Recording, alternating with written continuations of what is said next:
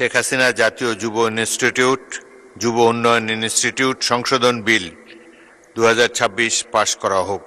যারা এই প্রস্তাবের পক্ষে আছেন তারা হাঁ বলুন।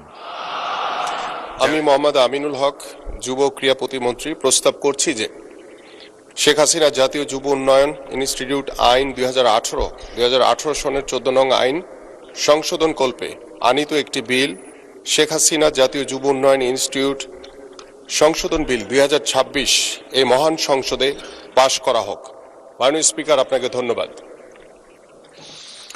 সংসদের সামনে প্রশ্ন হচ্ছে, সংসদে উত্থাপিত আকারে শেখ হাসিনা জাতীয় যুব ইনস্টিটিউট যুব উন্নয়ন ইনস্টিটিউট সংশোধন বিল 2026 পাশ করা হোক। যারা এই প্রস্তাবের পক্ষে আছেন তারা হাঁ বলুন।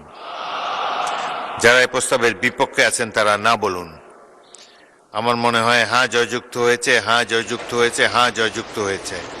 অতএব সংসদে উত্থাপিত আকারে শেখ হাসিনা জাতীয় যুব উন্নয়ন ইনস্টিটিউট সংশোধন বিল 2026 সর্বসম্মতিক্রমে পাশ হলো।